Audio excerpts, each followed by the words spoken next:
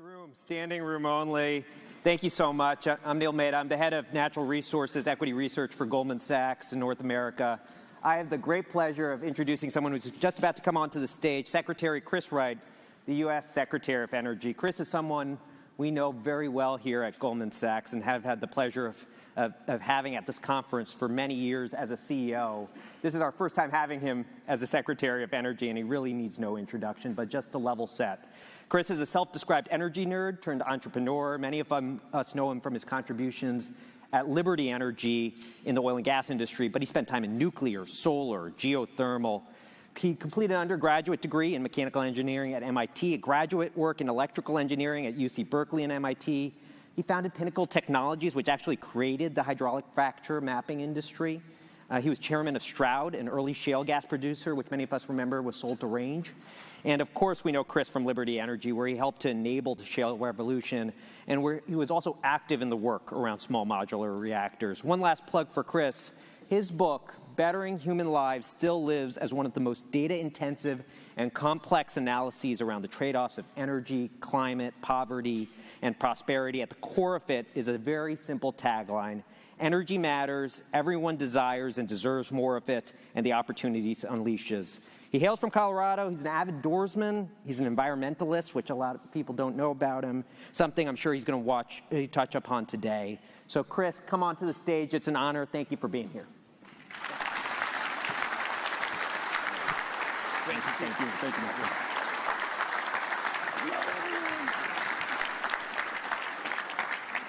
Chris, it means so much. There's so much that you're here. There's so much happening across the energy landscape. Congratulations on the new role. Let's touch on the issue that everyone's focused on today, which is Venezuela, and then we're going to step back and we're going to talk about a lot of other things, including AI, nuclear, the future for the oil and gas industry. But really, I want to give you a platform to talk about the current situation in Venezuela from an energy perspective and the path to restoring production in the country. Thanks, Neil. Thanks, everyone, for being here. I love this industry. The energy industry makes the world go round. So we lost sight of that, I think, for 10 years or so. But Venezuela, everyone in here that runs an oil and gas company employs Venezuelans. You know, why is that?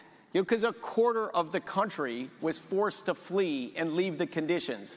We've all watched for 25 years as this went from a prosperous American ally, successful society, one of the shining stars of Latin America, and it's just had a 25-year horrific decline, not only for its own people, but think of the government there today. There's a 25-page unsealed indictment about the narco-terrorist behavior of the Venezuelan government, right? They run drugs, guns, and people, kidnapping American citizens, massively disruptive for the Western Hemisphere and for the citizens of the United States.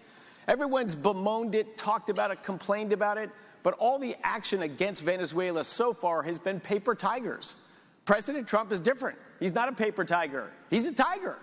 He wants to change the situation in Venezuela. There was a lot of negotiation, a lot of offers, a lot of ways to do this in a simpler fashion, a more voluntary fashion. They were not taken. So what happened was an incredibly brilliant military operation done for the Drug Enforcement Agency to arrest Maduro and his wife, extradite them from the country, and take them into U.S. custody. We want to change the game in Venezuela, fix the country so it's a productive member of the Western Hemisphere, so it's an ally of the United States and a major supplier of oil to the world. But the old ways weren't working. This started, as everyone knows, with an oil blockade, right? They get money from two things: selling oil and selling drugs. We ultimately want to cut off completely the selling drugs and grow the selling oil. But in the short term, there was a blockade, right? Major cash flow source, pinched Venezuela. We get out the heads of this criminal gang.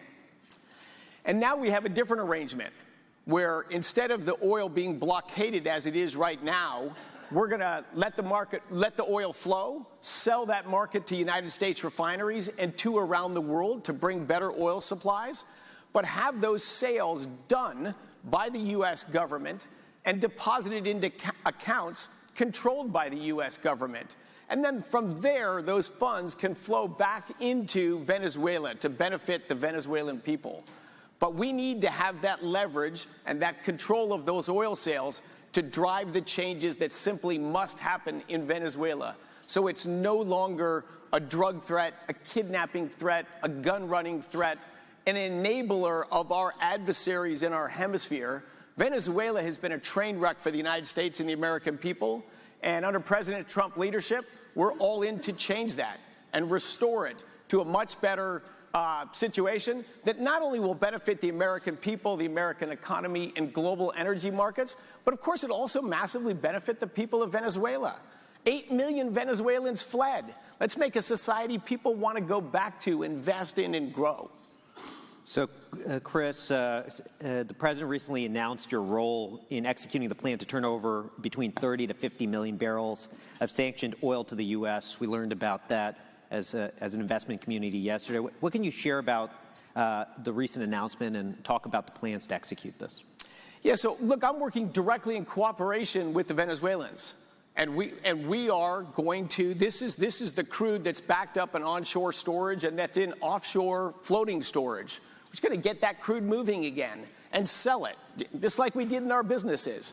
We're going to market the crude coming out of Venezuela, first this backed up stored oil, and then indefinitely going forward, we will sell the production that comes out of Venezuela into the marketplace. We will have U.S. as the supplier of diluent that's got to go down there to enable that production. We're going to have that flowing again. And as we make progress with the government, you know, we'll enable the importing of parts and equipment and services to kind of prevent the industry from collapsing, stabilize the production, and then as quickly as possible start to see it growing again. And of course, in the long run, create the conditions that the major American companies that were there before, or maybe that weren't there before but want to be there, will go in. The resources are immense. This should be a wealthy, prosperous, peaceful energy powerhouse. That's the plan. Chris, when you were running Liberty Energy, you always preached to us the importance of return on capital employed, and it's an important metric for so many of our energy companies. And so one of the questions that are being asked around the conference are, what are the gating items for companies to feel comfortable to invest in the country again, whether it's above ground or it's fiscal? And then we could also talk about the state of the infrastructure. Yeah, and of course, that answer is more important to come from the people running those companies than it is from me. So one of the first things I've been doing is talking to all the players that were in Venezuela, that are in Venezuela, that want to go into Venezuela, and saying, hey, that the history's bad. What are the conditions? What are the necessary conditions it would take you to kind of help nudge things along? What are the necessary conditions it would take you to put billions of dollars in to develop fields and build infrastructure? And that's the kind of stuff. We're either going to make that happen, make those changes in Venezuela, and the capital will flow, or if we can't successfully make those changes in Venezuela, the capital won't flow. And I know it's very early, and we're still learning about the state of the infrastructure in the country, but what does your early intelligence say about the state of Venezuelan energy infrastructure? Not good. Not good. You know, decades of underinvestment, decades of corruption, you know, just degrades infrastructure, degrades confidence, degrades infrastructure, degrades expertise, degrades people there. It's not, of course, just the oil and gas. Think of the electricity grid. That's the backbone of a society. It's over 30% decline in nationwide electricity production, and it's going the wrong direction. Yeah. So yes, the challenges are large. 25 years of a narco-terrorist kleptocracy is not good for societies, which again is why the gentle nudges, the paper tiger approaches of the past just haven't worked. Yeah. So yes, we are trying something radically different, but has the prospect to reduce a problem for the American citizens and American national security, grow energy availability to the whole planet, and transform the life for people in Venezuela. And last word on Venezuela, because there's so much we want to talk on, but any sense of how big the opportunity could be? And we're sitting here at 800,000 to 900,000 barrels a day right now in Venezuela. Well, it peaked around 3.7 million barrels a day. You know, it declined and it bounced back up again to almost 3 million barrels a day. And then when Chavez came in power, it has been a steady, massive decline. think of how enormous the resources must be if it's still producing 800,000 or 900,000 barrels a day after that kind of mismanagement.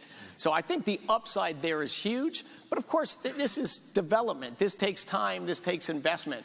But I think we could get several 100,000 barrels a day of additional production in a short to medium term if the conditions are there for just small capital deployments, spare parts, people, try to revitalize some of the existing stuff. To get back to the historical production numbers, that takes tens of billions of dollars and significant time. But why not? Don't we want a better world? A better world for Americans, a better world for the Western Hemisphere, better world for Venezuelans?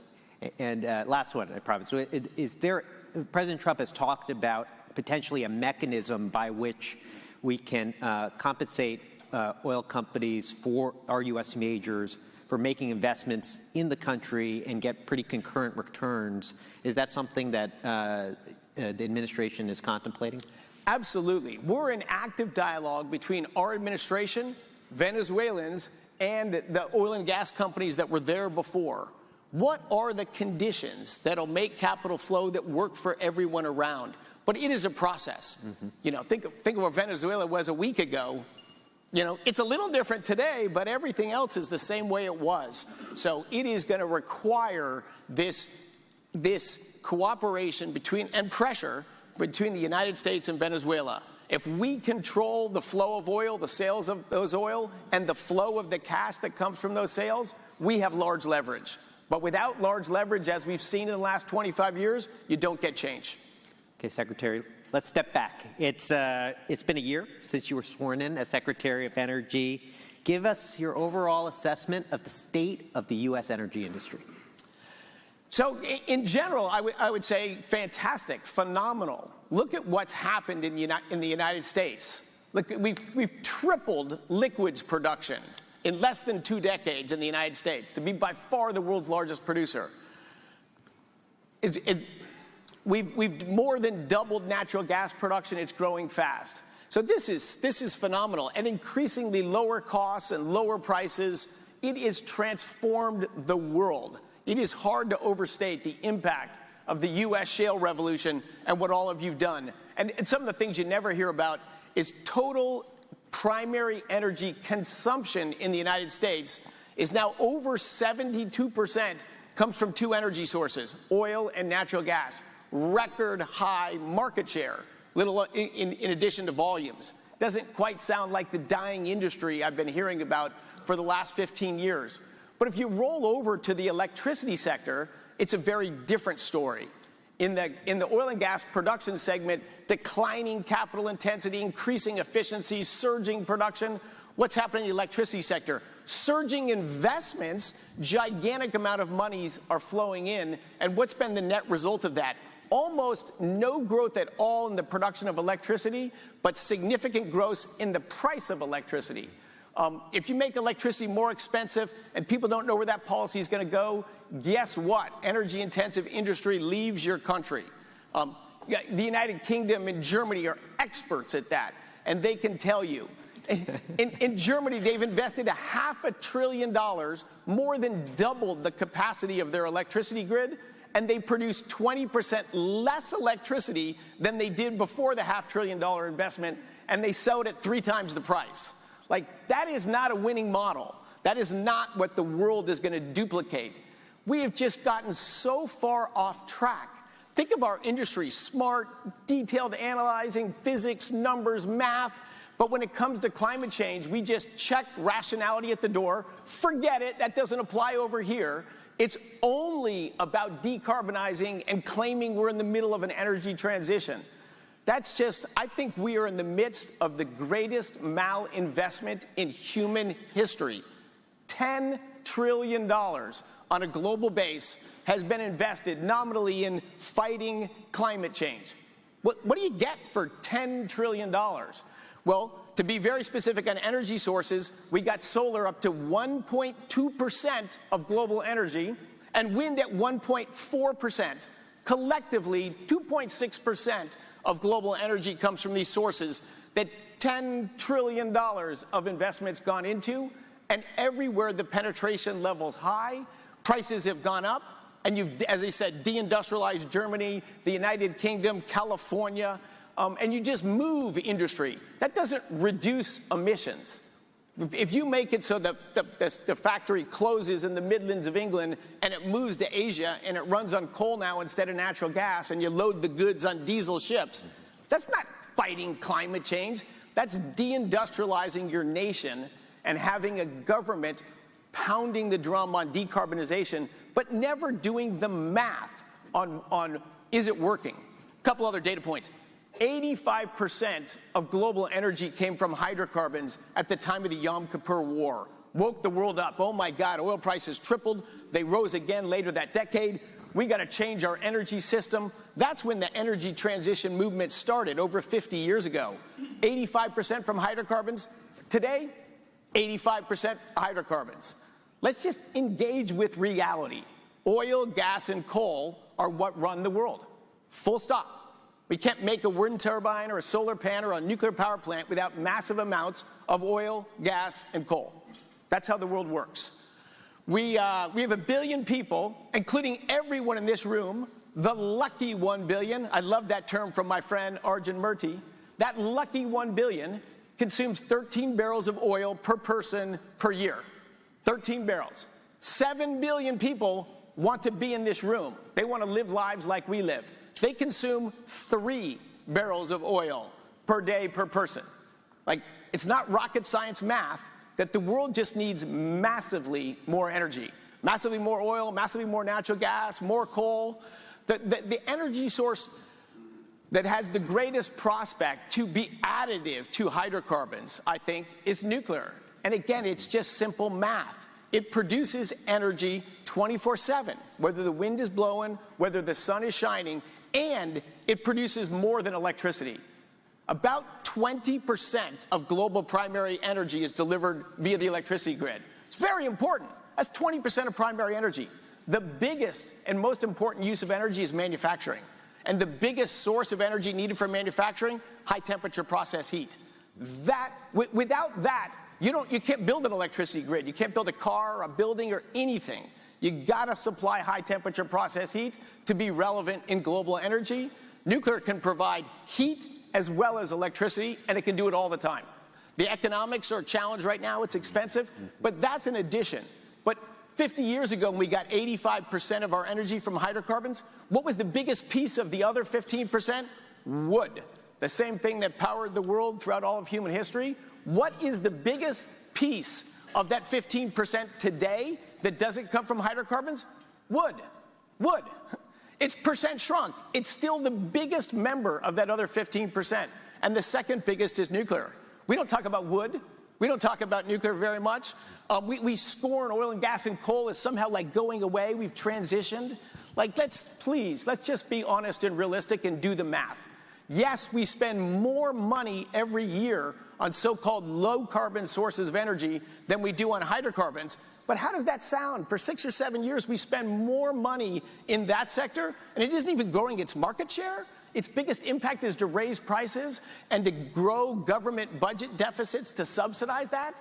Like, I'm all for new energy technologies. I'm passionate about fusion. I'm passionate about fission. I'm passionate about next generation geothermal. Heck, if we could magically figure out how to store energy in large quantities for free, solar would grow. Solar will continue to grow, I believe, even without the subsidies. But let's just do the math. There's only one reason we produce energy, and that's to better people's lives. So how does that help our global energy system, and what does the math say? And let's dictate capital by that, instead of by politics and by some just crazy misunderstanding of climate change. So Chris, let's build.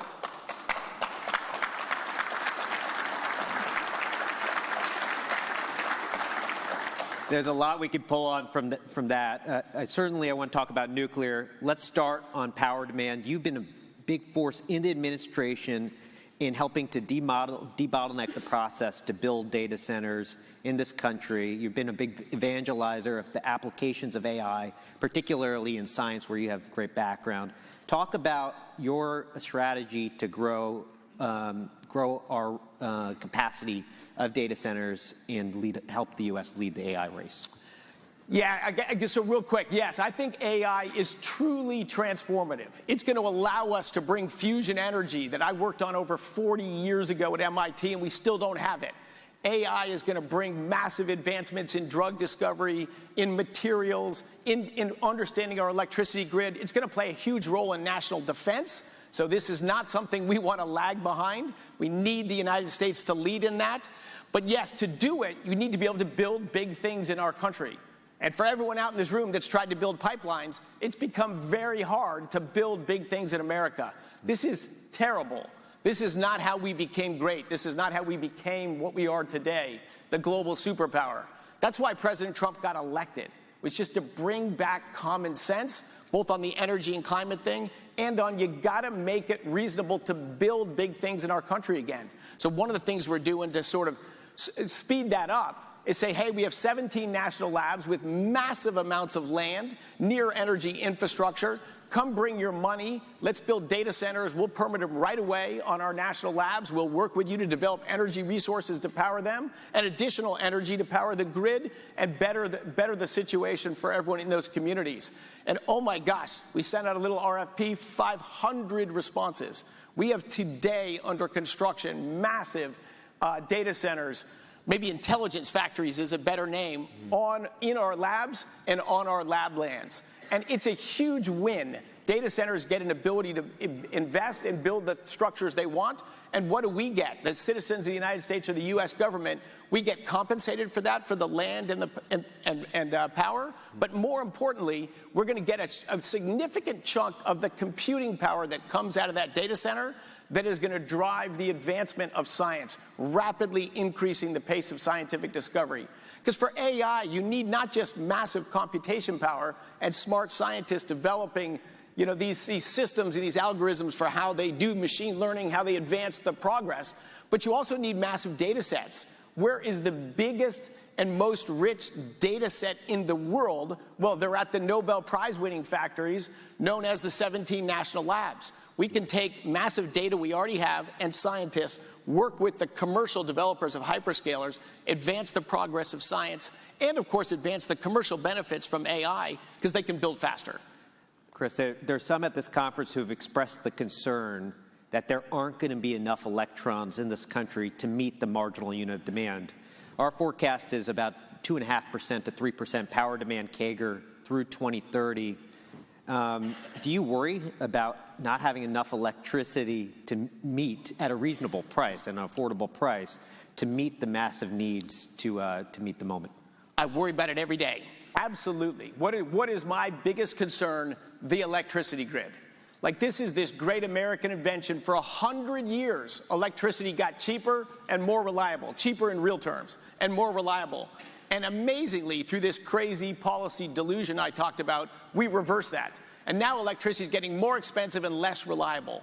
We did a study. If you extrapolate the investment trends that are going on in our country, by 2030, basically soon after the end of this administration, blackouts would be 100 times more common.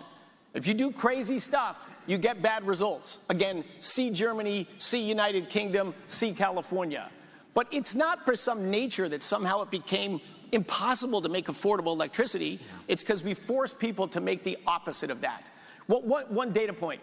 About half the states in the country have renewable portfolio standards. They're usually cheered and celebrated as part of an energy transition. Nonsense. But in those, if you compare those states with renewable portfolio standards, they have over 50% higher electricity rates than the other states that don't have renewable portfolio standards. And if you look just at the last 5 years, the states with renewable portfolio standards had their electricity prices increase at twice the rate of inflation. And the states that don't have RPSs, unfortunately, also had increasing nominal prices of electricity, but below the rate of inflation. We should be having trends in electricity prices way below the rise of inflation. Biggest source of electricity in the United States, by far, natural gas. What's the price of natural gas done over the last 10 or 20 years? It's plummeted. What's the availability of it done? Next biggest source is nuclear. We haven't built any new nuclear plants. We're just running our existing plants. We should be driving down the price of electricity and driving up the production of it. Last thing on that. when people say, hey, data centers, they're going to drive up the price because we need new electricity. Well, maybe, but ultimately, no. Ultimately, it's the opposite. If you plot states that have had growing their output of electricity, meaning they've had reindustrialization or new demand there, the faster the growth in demand for electricity, the lower the rise in price. In fact, North Dakota, as the champion with over 30% growth in its electricity, has actually had electricity prices decline. All the other states that have had flat or way below inflation, they have growing production of electricity. And the champions on the other end, California, New York, Massachusetts, Maryland, that have had skyrocketing prices of electricity, all of them produce a less electricity today than they did 5 years ago. So demand growth is actually the way to drive down the price. Because one quick thing on the electricity grid, because politicians are telling me all the time, like, why are you getting rid of these subsidies? We need more electrons on the grid. We just need more electrons on the grid. And my answer is, no, we don't, actually. We don't. As we sit here today, there's hundreds of gigawatts of capacity that's just sitting there today. Tons of spare capacity. At almost all the time, the electricity grid's got a ton of spare capacity. That's expensive. It's all this kit that's just sitting around. And then, the sun comes out of a cloud, or the wind starts blowing, and the turbine starts spinning. So what do we do then? The demand for electricity didn't change, so we have to turn down a natural gas power plant. We save about 2 cents a kilowatt hour by not burning that gas. 3 cents if you have really stupid policies in your state and you've made natural gas expensive. We save 2 or 3 cents, and immediately the federal government sends a 4-cent check to the wind turbine guys. Save 2 or 3 cents and spend 4. Now, I don't know if that's a path for lowering prices, but I don't think so. And that's before you've factored in the cost that the utilities are paying the provider of that wind power, and before you factor into the rate base all the extra transmission lines that need to be built to bring that intermittent, unreliable electricity into the system. So what matters is the system cost. The system cost. You have to design a system so that the lights stay on at peak demand. That's the #1 criterion for an electricity grid. Otherwise, people die. You have to be there at peak demand time.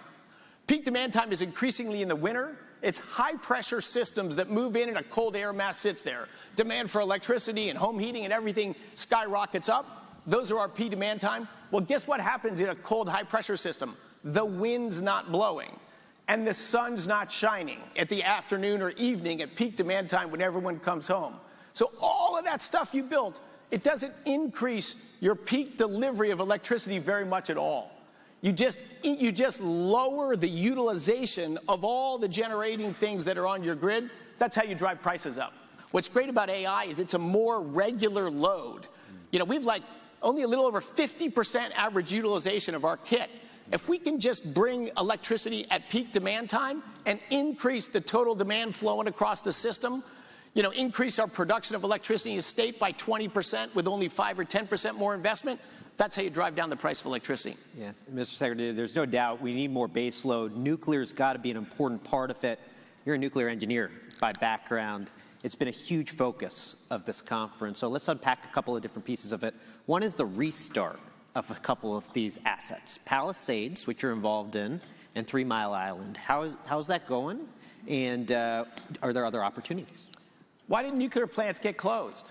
Because they can't change their electricity production as fast as a natural gas plant, for example, or a hydro plant. They want to operate at a more steady state. But we paid people, and if the wind blows, we'll give you 4 cents a kilowatt hour. Well, when no one wants your electricity, they bid the price in at negative. I can sell it for -1 cent because I'm getting 4 cents over here, and someone helped me pay for the turbines too. So that just destroyed the electricity market for the reliable suppliers of nuclear power plants. Now, all the time during the day, and they're not providing the same thing. If you could provide electricity 24/7, we got lots of customers for that. I always say to people, how much would you pay for an Uber that you don't know when it's going to show up, and then when it picks you up, you don't know where it's going to drop you off? I don't think people would pay a lot of money for that. But we pay a lot of money for electricity just like that. We don't know when it's coming, and we don't know when it's leaving. That undermines the economics for the real Ubers that are there when you need them and you know where you're going to. So we've destroyed the economics of nuclear power. And of course, with regulation, burden, and uncertainty, and it's easy to sell fear, see climate change. It's easier to sell fear than to sell reassurance. So the nuclear industry just got smothered by a regulatory overreach, a regulatory misunderstanding, not focused on, I think in nuclear, you got to focus on safety, safety, and safety. That's essential. There is no nuclear industry unless people are highly confident it's safe. The NRC has been focused on bureaucracy, safety, and bureaucracy. It's done a good job with safety. We haven't had safety incidents, but it's so much bureaucracy, it made it too expensive, too uncertain to develop a plant going into a marketplace that we messed up because we thought we were saving the world. So there's some problems there. But as a capitalist, I am a diehard capitalist, we are leaning in with support to help the nuclear industry get back on its feet. My justification for it is we, the federal government, killed it. The industry didn't do everything perfect either. We could point blame all around. But we want to do everything we can to get it going again. So yes, we're using the Loan Program Office to help developers. And when you restart a plant, you can restart almost a gigawatt of capacity, for a little over $1 billion or $2 billion. The capital cost for it is far cheaper than new nuclear. So yes, the Palisades plant will come on hopefully later this month. The formal 3 Mile Island that's now called the Crane Nuclear Center or Clean Energy Center. I prefer Nuclear Center. The Crane plant, that is in the process of restarting. That's maybe 18 months out. Duane Arnold plant in Iowa. So these are low-hanging fruit, plants that were shut down for political reasons. Thinking of plants that were shut down for political reasons, think about coal plants, right? These plants, some of these plants are 100 years old. They can run for a very long time. But, Governor of Michigan just thought it sounded good to say, I'm going to close all the coal plants. Give me your dates. Going to close all those coal plants. A 1.5 gigawatt coal power plant in southwestern Michigan was going to be closed soon after I got in office. 1.5 gigawatt. In the Midwest Independent System Operator, MISO, the tightest reserve margin place there was. Well, we said we're going to close it. We're going to close it. And so we use a thing called 202C authority to say, no, you're not, and keep it open. And then, of course, everyone would challenge, they're going to make it expensive. They're going to keep this terrible plan on. It's going to cost ratepayers money. Someone even came up with the number. Well, they're going to spend, $30 million of extra costs. Well, yeah, they sold $40 million of extra electricity. That's kind of how a business works. When you produce something, there's a cost, but there's a revenue too. That plant ran, since it was forced to stay open, it's run at a higher utilization rate than the average across the entire U.S. electric grid. So if we want to reshore manufacturing, we want to win the AI race, we've got to add, I think, 100 gigawatts of reliable capacity that's there at peak demand. Because if you add stuff, and I don't know when you add it, I can't put any data center on, because if you're going to add new load on the grid, you got to increase the capacity to reliably deliver at peak demand time, and we don't know when that's going to be. So we need to add 100 gigawatts. We inherited a plan that was closing almost 100 gigawatts of firm generation over the next 5 years, and plans only to build 22 new gigawatts of firm generation. So we're going to have a net negative 80 gigawatt change in the U.S. electric grid capacity by the year 2030. But yet we want to add 100 gigawatts of new load. Again, that seems like a math problem to me. So our thing was, well, let's not needlessly close plants just because it feels good to say we shut that down. That's a big part of the hole. Let's stop digging the hole, and then let's make it easier and help change markets so that it's economic to build new capacity. But the electricity grid's a slow-moving ship. But what's going to be the fastest-growing source of electricity in the next 5 or 10 years to power AI? Sure looks like it's going to be natural gas. Yeah, no doubt. I want to finish on oil and gas, but just 2 quick nuclear follow-ups.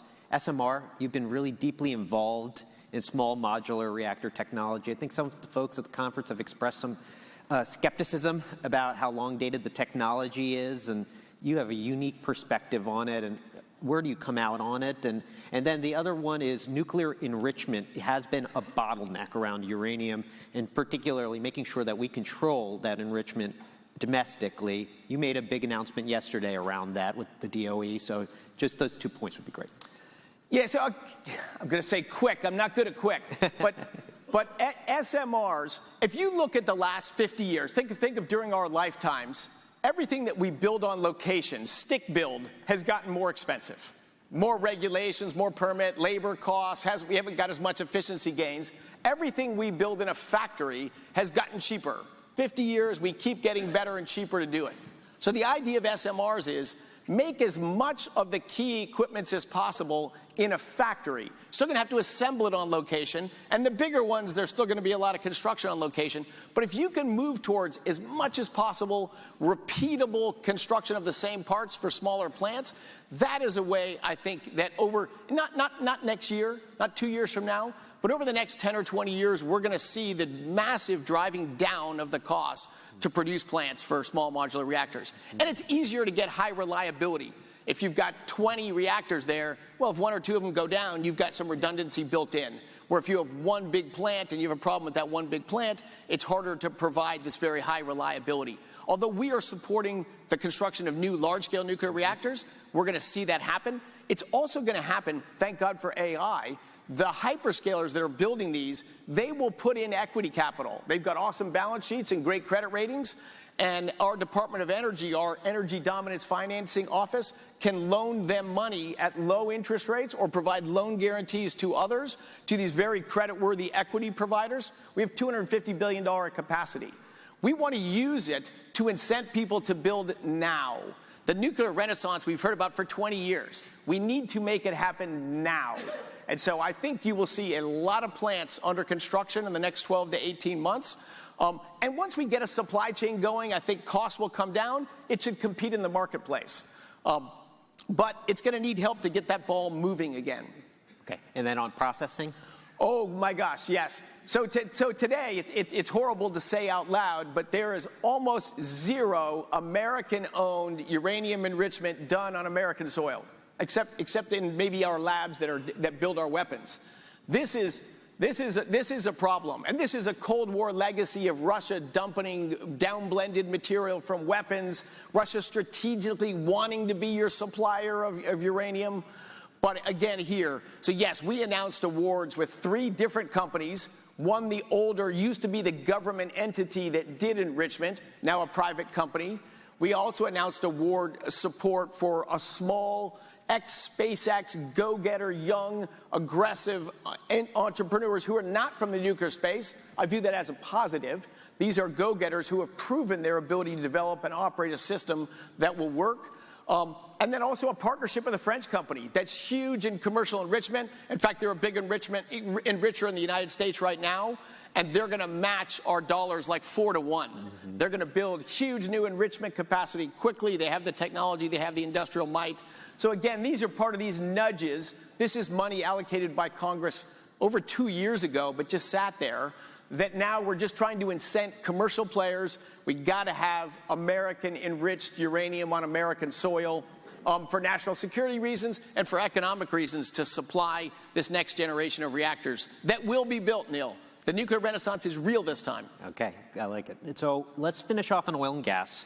And if we have a little bit of time, let's talk rare earths too. But on oil and gas, this is how we first met each other. And as you were driving a lot of the shale revolution through the pressure pumping business you were running, there's now a debate around these halls of where we are in terms of the shale life cycle. We're 20 years into it. Is shale getting mature? Can we continue to grow black oil in this country? Certainly we can grow gas. Where do you come out on it? How mature are these basins? How much confidence do you have in the ability of the engineer to continue to find ways to drive recovery? Yeah, and Neil, people have forever said we're just about to run out of inventory. We're just about to run out of inventory. And of course, that's just because they looked at like the very best locations and the existing plays and with existing cost structure. Well, guess what? Innovation continues to grow. Yes, are we going to be drilling in lower quality shales on average 20 years from now than we are today? Of course we are. But we're going to have better technology, better efficiencies, smarter ways to do that. But natural gas real quick. Mm-hmm. This is huge. You look at the last 15 years since the financial crisis, that's the fastest growing energy source on the planet. You probably never hear that fact either, is natural gas. It takes infrastructure to move and deliver it, but it's basically just massively cheaper than oil.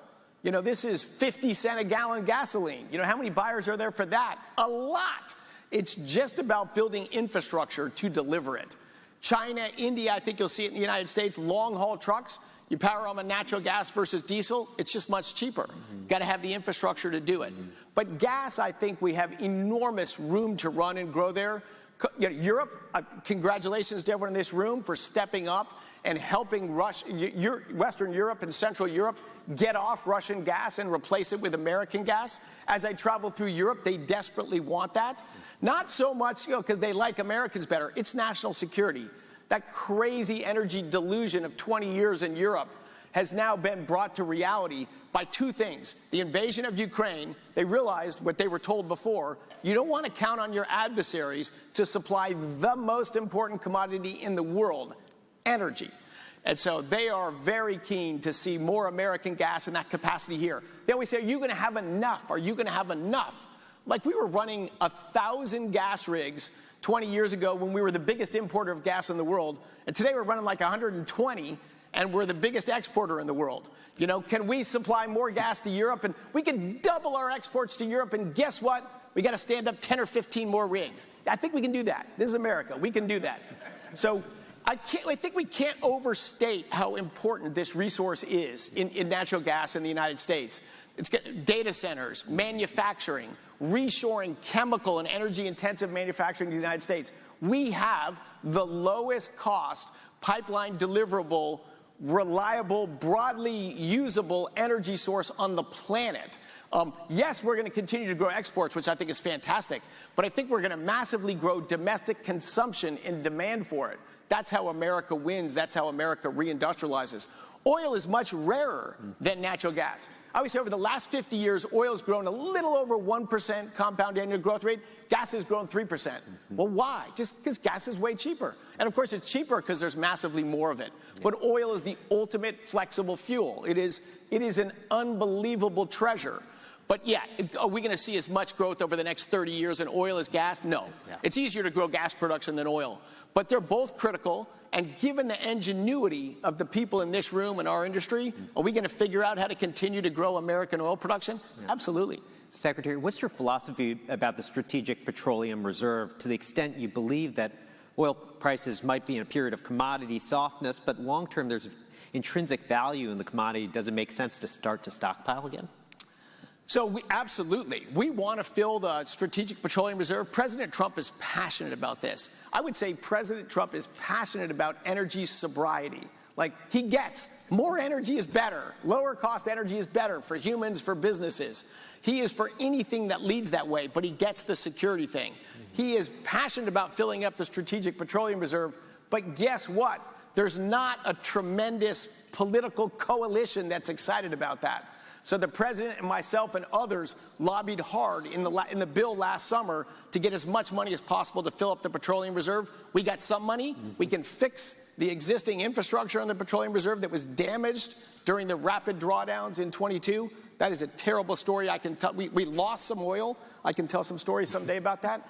But we are refilling it, but not at the pace I'd like. Not at the pace I'd like. One of the things we're doing, true to this administration, is try to find some more creative ways in which we do deals with private businesses that we can generate oil without any government cash and put it in the reserve.